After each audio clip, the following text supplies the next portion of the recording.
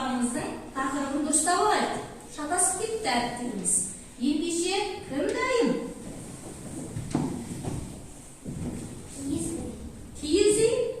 Дұрыс па балалар? Иә. Жарайсыз. Ендеше қошемет көрсетіп қояйық. Балалар, дайын болсаңыздар, мына үш түрде қайсыңыз естеріңізде қалды? Ерасыл, айта ғой. Киіз үйге қазақша, киіз үй орысша юрта дейді. Ал ағылшынша оны юрт дейді. Жарайсың, айта ғой. Қазақша киіз үй дейді, орысша юрта дейді, ағылшынша юрт. Балалар, үй тапсырмасына тоқталу. Сабағымыздың өткен тақырыбымызға тоқталу етейік. Сызықты перспектива дегенімізді қалай түсінеміз? Бұндай ал. Айта ғой. Ашықтығы артық масштабы арқы азайды бөлінетін жолы бар әдіс. Жарайсың, отыра ғой. Ендеше екінші сұрағымызды оқиық. Сызықты перспектива арқылы жасалған суреттерді айтыңыздар. Кім біледі екен? Кәлди, айта ғой.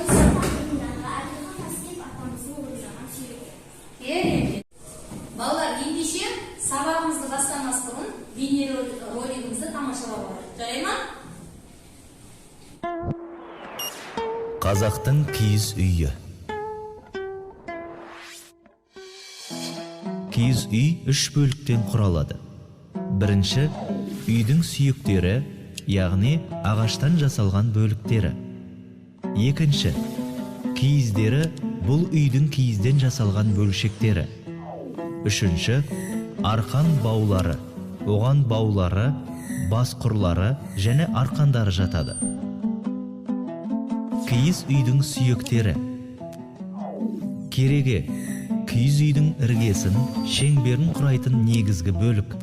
Үйдің берік, кең болуы керегеге байланысты. Керегені құрайтын ағаштарды желі деп атайды.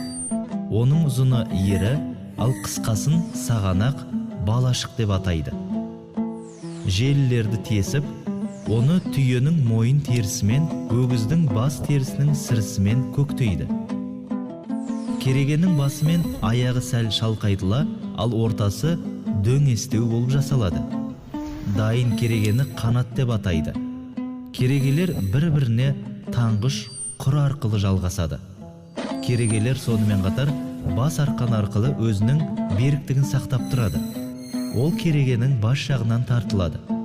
Сәндік үшін және керегенің басы туырлықты қажамас үшін бас арқанның тұсынан басқыр жүргізіледі. Есік. Киіз үйдің екі есігі болады. Ішкі есік сықырлауық ағаштан жасалады. Киіз есік. Ол киізден жасалады және сыртқы есіктің сыртынан жабылады. Киіз есік ашық кезде шиыршықталып, маңдайшаға жинақталып қойылады. Ағаш есіктің бөлшектері: маңдайша, екі босаға, табалдырық, екі жарма есік. Сықырлауықты жапқанда маңдайшада бекітілген айналмалы ағаш тиекті бақалақ деп атайды. Уық. Кереге мен шаңырақты қосатын бөлік. Уық алақаны, иіні, қары және қаламы деген атаулардан тұрады. Үйдің көлеміне сай 60-160-тай уық болады. Шаңырақ. Киіз үйдің жоғарғы бас бөлігі. Ол тоғын, күлдіреуіш, кепілдік деген бөліктерден тұрады. Балалар, ендеше жаңа сабағымыздағы бейнероликтен түсінген түсініктерімізді айтып өтейік. Не түсіндік ендеше? Айта қойыңыз. Киіз үй дегеніміз қазақтардың көшіп-қонып жүрген ыңғайлы үйі. Олардың жабдықтарына шаңырақ, киіз, кереге, есік жатады. Жарайсың, түсінікті. Әлі сіз түсінбедіңіз ба? Түсіндіңіз ба? Айта қойыңыз ендеше.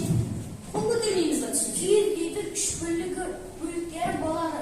Біріншісі үйдің сүйектері, ағаштан жасалған бөліктері. Ал екінші киіздері. Ал шиінде осыған жатады. Ал үшінші болса арқан баулары, басқа Кереге киіз үйдің негізгі бөлігі. Бұл шеңберді құрайтын негізгі бөлік. Оның үлкені ері, ал кішкентайы соқпақ деп аталады. Жарайсың. Сіздер өзің түсініңіздер, қанке? Ағаш есіктің бөлшектері маңдайша, екі босаға, екі жарма есік, табалдырық, Жарайсыз. Керемет. Ал айдалайын. шаңырақ ол үш бөліктен тұрады. Тоғын, күлдірегіш, кепілдіктен жатады. Керемет. Ендеше сабағымызды жақсы түсінген екенбіз. Рахмет, жарайсыздар. Балалар, киіз үй туралы мағлұматты жинап, бірге танысып өттік. Ендеше мына бейне ролигімізді көріп, суретін қағаз бетіне түсірейік.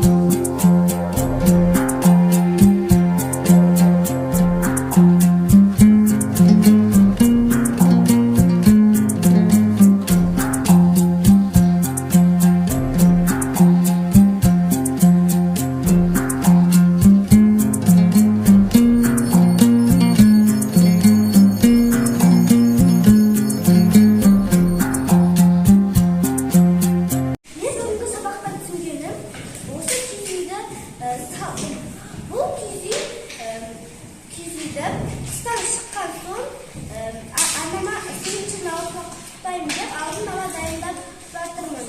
Бұл киіз үйді бұрынғы ата-бабаларымыз құрған. Киіз үй өте әсерлі. Мен оны жақсы көремін.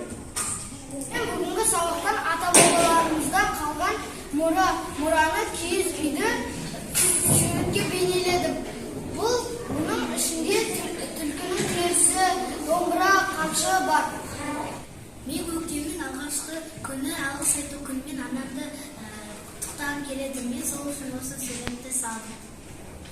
Мен қыста су киізіне шығам, көктемде осы киізді сағынып салдым.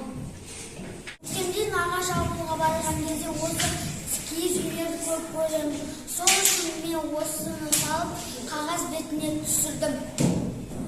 Балалар, бүгінгі сабақ сіздерге несімен ұнады? Және не білдім? Не білгім келеді? Не үйрендім? Соны стикерлеріңізге жабызып, кері байланып орнатсаңыздар болады.